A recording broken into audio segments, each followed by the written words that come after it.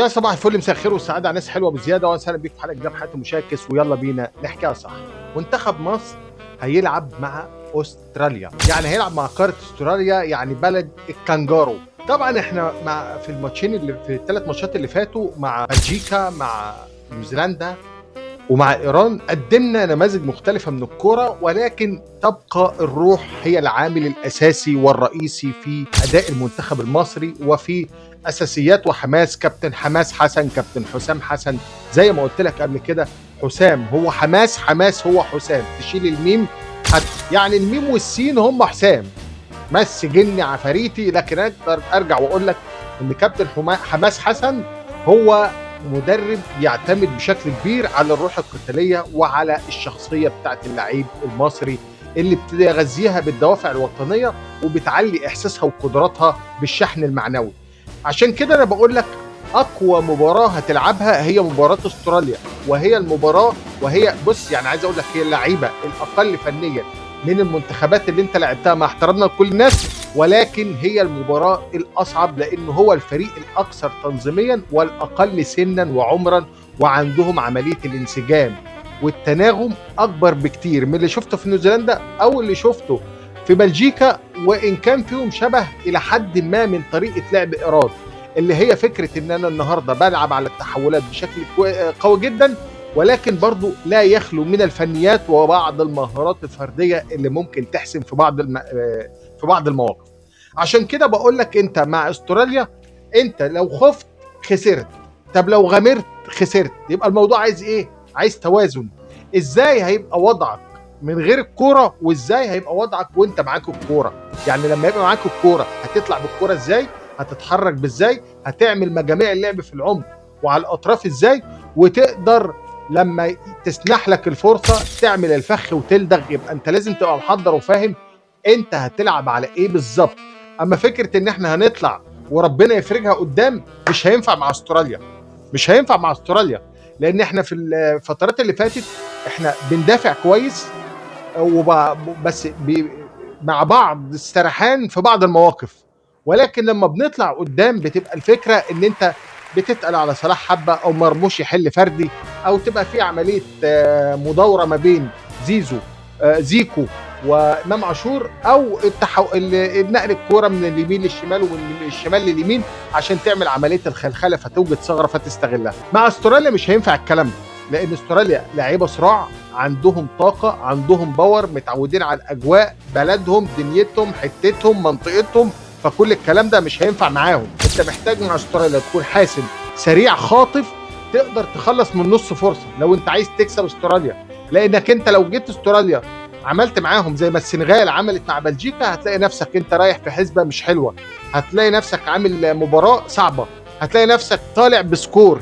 انت قاعد تبالغ في استراليا، هو انت هتحسسني ان هتلاعب ايطاليا ولا هتلاعب البرازيل؟ لا، مش هقول لك ان احنا هنلاعب استراليا وهنلاعب البرازيل، لكن اللعيبه دي حافظه بعضها، اللعيبه دي بتتحرك ككتله واحده طالع، ككتله واحده راجع، ككتله واحده ضغط، ككتله واحده هجوم، فانت بالنسبه لك بتلاعب فريق منظم.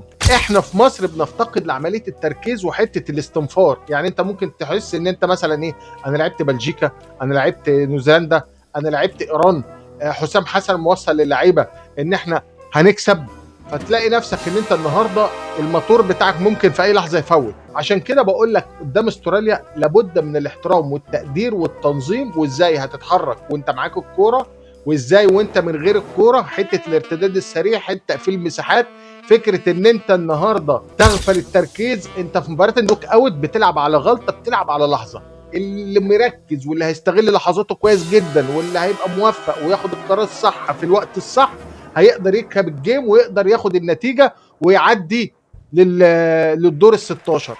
لكن المفاجآت اللي علمها لنا كاس العالم السنه دي بتخليني اقول لك مفيش فريق ضعيف. كل ما كنت مركز في المباراه، كل ما كنت محترم المنافس، كل ما كانت افكارك واضحه وصريحه، وعندك جمل بتعملها في ارض الملعب، وبتستخدم وبتشتغل على نقط الضعف، وبتوجه الضغط على نقط الضعف، بتتحرك بجماعيه، بتتحرك باستراتيجيه، هتلاقي نفسك ان انت مسهل المباراه على نفسك، وممكن تطلع كسبان 1 و2 و3، وتبقى اسهل مباراه هي مباراه استراليا. اتفلسفنا واتفزلكنا وعملنا شويه تاني اللي هو احنا بنجرب حاجه جديده، يبقى احنا هتبقى ليلتك سعيده، وباي باي، اشوفكم بقى ان شاء الله في السنوات القادمه. لكن عايز اقول لك النهارده احنا كمصريين لازم انت بالنسبه لك دلوقتي قيمت المنتخب بتاعك، عرفت ان انت النهارده بتبني منتخب جديد، وفي ناس كتير في المنتخب الحالي هيبقى ده بالنسبه لها اخر عهدها بالمنتخب، وعندك فرقه جديده ممكن تتكلم مثلا في 7 8 9 عناصر في المنتخب، دول هم النواه للمنتخب الجديد. لان انت لما بتيجي النهارده بتشوفش محمد الشناوي يعتبر اخر مونديال، رامي ربيعه يعتبر اخر مونديال، راسي ابراهيم يعتبر برضو اخر عهده بالمنتخب، حمدي فتحي، صلاح، كل دي ناس النهارده بتقفل صفحه المنتخب مع هذه البطوله عشان تبدا النهارده المرحله الجديده بتاعت حسام عبد المجيد وبتاعت الشيخ محمود صابر وزيكو والشباب الصغيرين اللي لسه طالعين. يعني انت بتقول مثلا منتخب مصر لما يرجع من كاس العالم انت بتتكلم في حوالي 7 8 عناصر هتكون بتمضي استماره 6 من منتخب مصر. لكن انا بتكلم بقى النهارده عن الجمهور. طبعا انت في احاسيس كتير عشتها لاول مره مع منتخب مصر، زي اول مره تكسب في كاس العالم، زي اول مره تصعد في كاس العالم، زي اول مره تبقى في محفل دولي بدون هزيمه، عندك كسبت في كاس العالم، احرزت اهداف كتير، في اساطير كانت عايشين معاها الوهم والضياع زي مجدي عبد الغني وعصام الحضري اللي حاطين من نفسهم اساطير، فدي كل اساطير اتدمرت. فانت النهارده كجمهور الكره المصريه عشت احاسيس جديده في كاس العالم وصلوها لنا اللعيبه بالروح القتاليه وبالشخصيه. حسام حسن زرعها فيهم.